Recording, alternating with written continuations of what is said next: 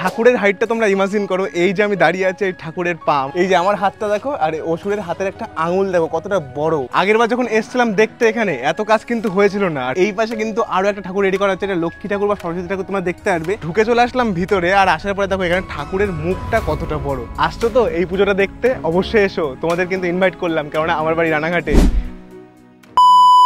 জয় হিন্দ বন্ধুরা, সবাই কেমন আছো? আশা করি সবাই ভালো আছো। আজকের ব্র্যান্ড নিউ ব্লগে তোমার সবাইকে স্বাগত জানাই। আর তোমরা ভিডিওর থাম্বনেল থেকে বুঝতে পেরেছো আজকে আমরা কোথায় আছি।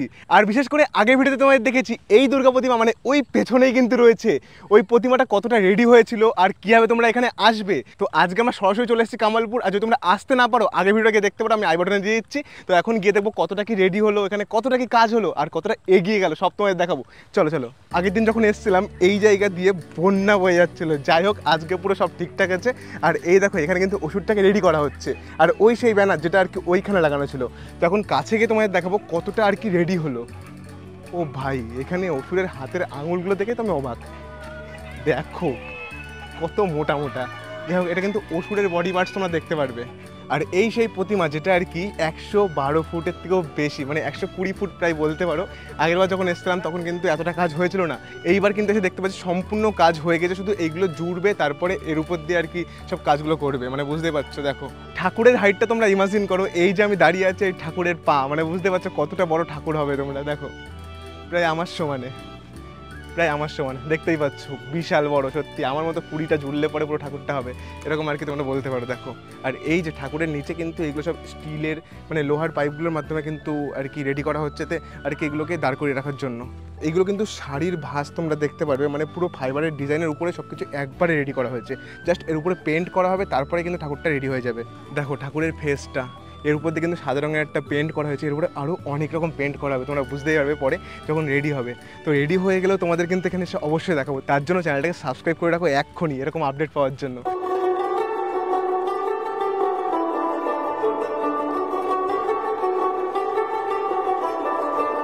দেখো কাশবন দুলছে যে শাড়ি, কবে ঢাক দেবে ডাক, দিন গুনছে যে তারে, দেখো কাশবন।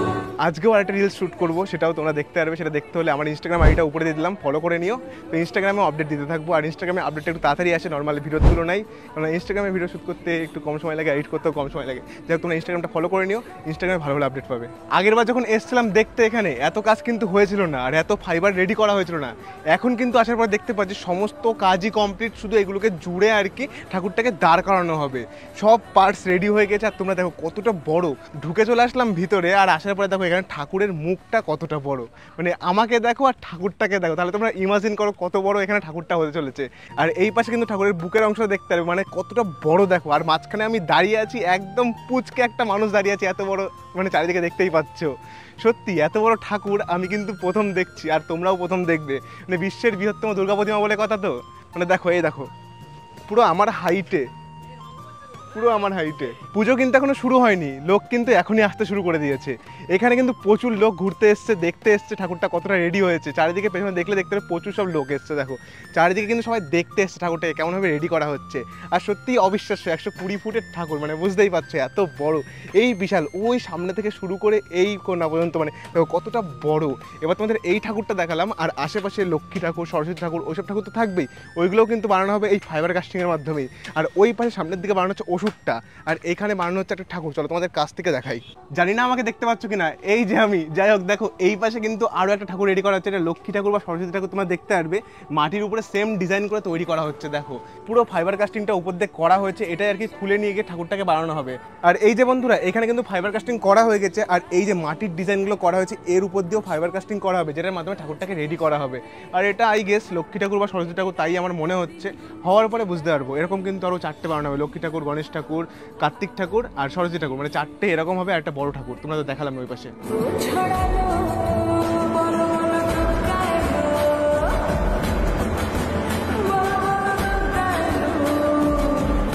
আর ভাই সব থেকে বড় কথা, গরম যা পড়ছে, আমার এই যে ড্রেস আর আমার মুখ দেখে বুঝতেই পারছো, মানে বিশাল লেভেলের গরম পড়ছে। তাও তোমার জন্য কষ্ট করছি, তার জন্য একটা লাইক আর চ্যানেলটাকে সাবস্ক্রাইব করে দিও। আর তোমাদের এই পাশে দেখাবো, এই পাশে কিন্তু রয়েছে অসুর, যেটাকে রেডি করা হচ্ছে। আর অসুরের হাতটা দেখো, মানে কতটা বড়। এই যে আমার হাতটা দেখো, আর অসুরের হাতের একটা আঙুল দেখো কতটা বড়।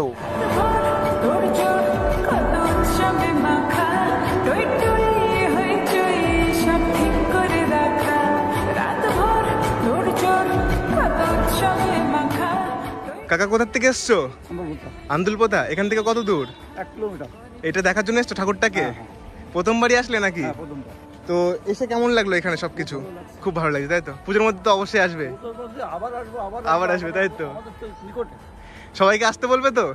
তা তোমরা কি ঠাকুরটা তৈরি করছো নাকি না দেখতে এসছো? তোমরা তৈরি করছো? কতদিন ধরে এটা তৈরি করছো? পয়লা বৈশাখে খুঁটি পূজা হয়েছে। পয়লা বৈশাখে খুঁটি পূজা হয়েছে, তার 15 দিন পর থেকে। 15 দিন পর থেকে। তো এটা কতদিনে কমপ্লিট হবে? ওই মহলার দিন, মহলার দিন কমপ্লিট হয়ে যাবে। তো মহলার দিন ফিতে কাটা হবে। তো আমরা অবশ্যই আসবো, বাড়ির কাছে বাড়ি আড়ংঘাটা। আর ওই পাশে যে ঠাকুরটা আছে ওটা কি ঠাকুর? লক্ষ্মী ঠাকুর। মানে এরকমই লক্ষ্মী ঠাকুর, গণেশ ঠাকুর, কার্তিক ঠাকুর, সরস্বতী, সব এরকমই ফাইবারের মাধ্যমে বানানো হবে। আর ওইখানে একটা ছোট ঠাকুর দেখলাম, ওটা হচ্ছে মেন ঠাকুর যেটা পুজো করা হবে।